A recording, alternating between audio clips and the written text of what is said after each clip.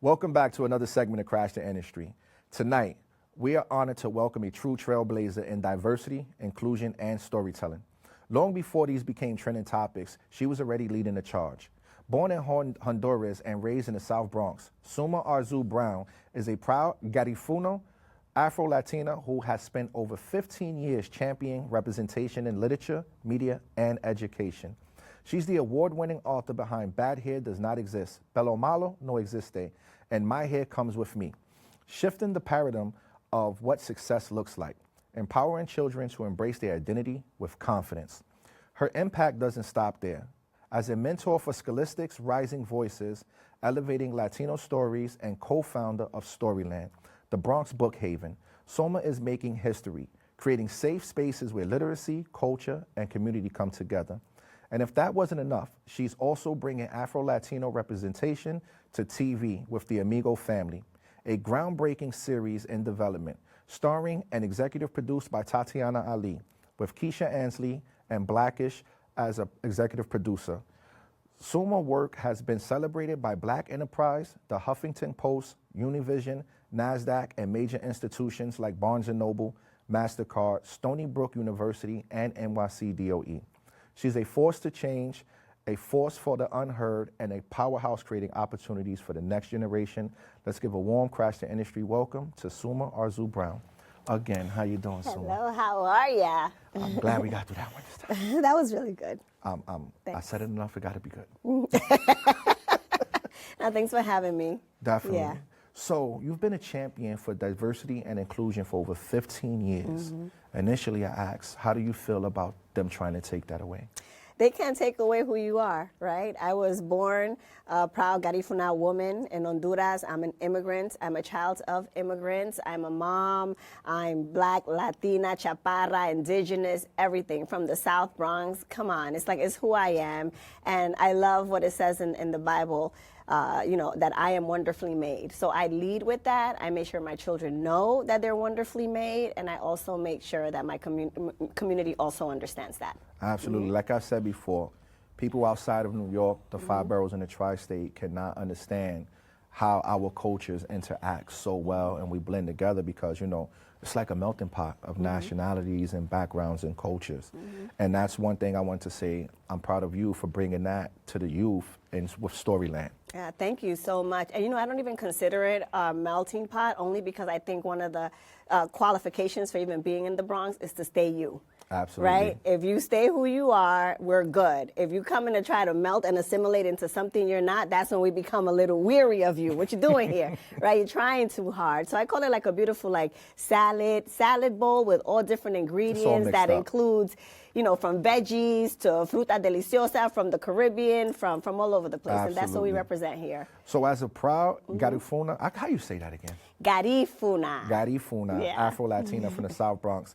How have your personal experiences shaped your advocacy for representation in literature and media? My goodness, embracing who I am and understanding my history, understanding that the Garifuna people, because we fought for our island, St. Vincent and the Grenadines, it was the last island to get colonized by the British. And from 2,448 survivors, which the goal was genocide for us, we ended up in Honduras, then Guatemala, Belize, and Nicaragua, and right here in the South Bronx, we're 250,000 strong, with about a little over 1 million of us in the whole world, right? So we're a culture that has not ever been enslaved, and proof of that is that the enslaved took on the language of the master. Garifuna people still have their own language and the culture pretty much intact. So understanding who I was and understanding my history, coming from a family that's beautiful, great, and my parents are incredible.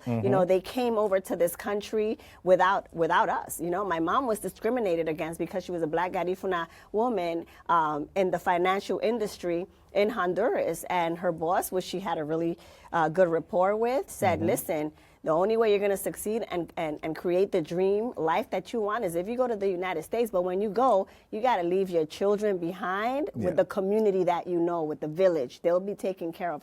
My parents came over here learned the language, got their college education, got incredible careers, became homeowners, taught my brother and I how to be homeowners, so we are, and we chose to stay in the Bronx. But all of that still, while watching TV, while reading books, I didn't see my beautiful family reflected, right? So when I became a mom, I had an encounter with my caregiver. My caregiver used the colloquial term, pelo malo, to describe my daughter's curly afro. My daughter was 3 at the time. But I knew that when she said, Sulma, alízale el pelo a la niña porque es pelo malo, which means you got to relax your daughter's hair because it's bad hair. It took everything in me, and my spirit spoke to me and said, remember, it's okay if you have a righteous anger. The babysitter loves your daughter, respects your values, and love your family. Respond from a place of love. So I gave her proper terminologies. I don't know, like long, short, curly, straight. And I told her bad hair does not exist. And it opened up a beautiful conversation because she expressed to me that her dad was Afro-Latino from Puerto Rico. But every time he combed his hair, she would always hear him say, pelo malo, bad hair, pelo malo. He had no idea that she was going to take care of so many kids, including mine, right, in the South Bronx with predominantly Black and Latino. So I realized there's not a lot of people that see the beauty in us, that see the intelligence in us. So I wrote the book in about 5 minutes because I saw that there was a problem and I needed to show all different cultures, not just Black and Latino, but it starts with empowering mind first, to show the human experiences that connect us all. Right? And it was illustrated by the only illustrator I knew at that time, my best friend Isidra Savio, who's also a Garifuna woman, right? And we made sure that every illustration that's on there was, you know, show me a beautiful, don't make it poetic. I'm from the South Bronx, keep it real. Show me what braids look like and put a beautiful girl there. Show me what locks look like and put a beautiful depiction. Show me what an afro looks like and make her a doctor, right? So we just wanted to show the most positive attributes that I saw in my family and share it with others in hopes that they can find commonality. So my book is about the human experience, right? Absolutely. So like when you said that, you know, that's something we experience in our household. We have 5 daughters. 2 have straight hair, 3 have curly hair. And when we buy dolls, it's the simplest thing. When we buy dolls, we now purchase dolls who match their skin tone and who has hair like them. And they have so much fun braiding these dolls' hair and doing these things with these dolls' hair that they couldn't do before. I will tell you, 3 years ago, I couldn't find dolls that look like my kids. Now it's becoming popular to show your kids how to embrace themselves in their toys, which is beautiful. Like even in my house, when we do Christmas, Santa's Black in our house. Santa's definitely me. Santa's definitely Black. So we also get like the Black figurines and the nutcrackers. You know, everybody should be able to be represented in their cultures, you know what I'm saying, with everything that they do. So what was the defining moment that made you say, I need to create Storyland, the Bronx Book Haven? No, everything you just said, representation matters, and thank you so much for saying that. I think to whom much is given, much is expected. From when I wrote Bad Hair Does Not Exist, I became the author of My Hair Comes With Me, Shifting the Paradigm of What Success Looks Like. But in all of this adventure that I've had over the past 10 years, I've met a lot of authors that they saw something that was missing in their community and they wrote a book about it. Like Tanisha, for example, she saw that we didn't have a lot of financial literacy in our community, so she saw a problem and with her daughter solved the problem, and now she's all over the school teachings and coaching our kids. That's the same thing with Storyland. I wanted to make sure that we have a safe space for kids. We have an incredible program called Class Trip featuring an independent author, and it's very holistic. We partner with schools.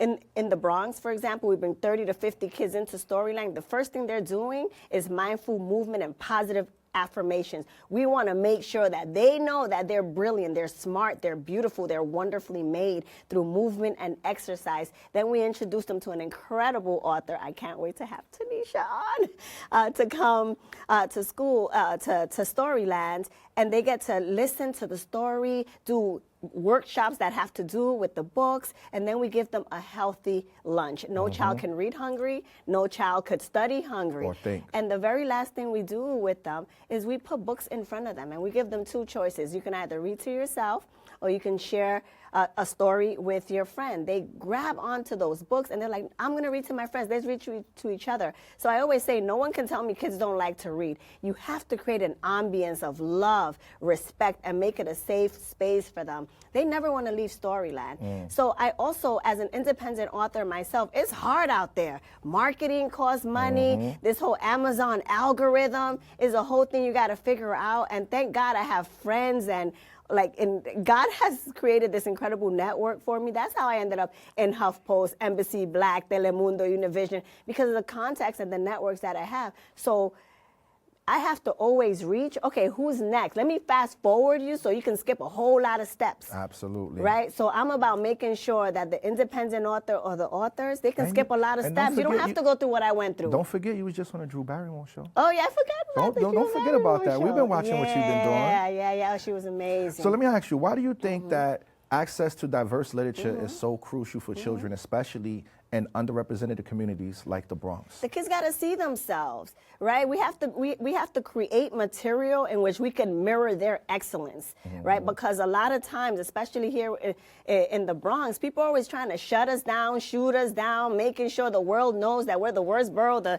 worst in this and the worst in this. And I'm like, we've got 12 colleges and university. We created hip hop. We have brilliant minds over here, right? And the only way we're going to make sure our kids don't forget that and build the world we want to see here in the South Bronx is by making sure we're writing stories and reflecting their likeness in the books, right?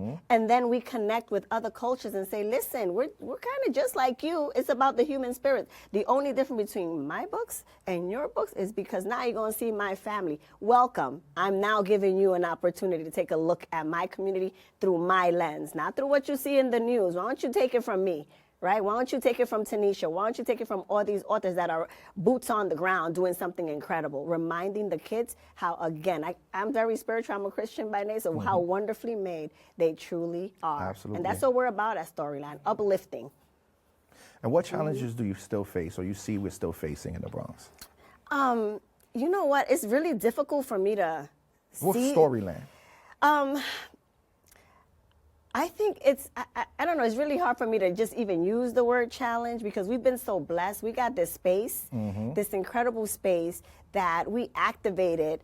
And by activate, I mean the furniture is donated, the paint, the mural, the volunteers, the facilitators. People just came together, right? I mean, it's just like, what challenge when it comes to God, what challenge are you truly facing? He's brought everybody, assembled every piece together. All I got to do now is just honor the path and continue to surrender. And stay consistent. And stay consistent. Let me tell you, I don't think for the past, my book is what, like 11 years old now. I have been consistent in doing something positive, impactful, writing, connecting, elevating, on my knees praying for all those years. And here, what challenge? Yes.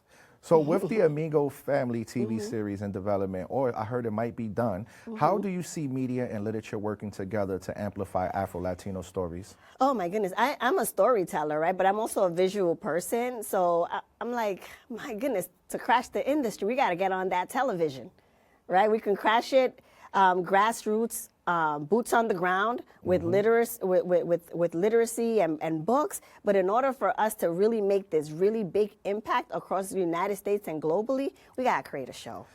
See, the reason why I created this show was because there wasn't enough people on TV showing our community in hip hop in positive lights, like me and that man over there, Demi D. Everything is positive with the things that we're doing in our community. Everything is not violence. You know what I'm saying? So I did this show to show other kids like me that come from the hood, that come from the background, to say, yo, you could change your life and you could build something beautiful. So how do you ensure that Storyland is not just a space for books, but a movement that fosters long-term impact in the community? It's definitely programmatic. I have, for example, Fridays is Book and Reserve, complimentary to the community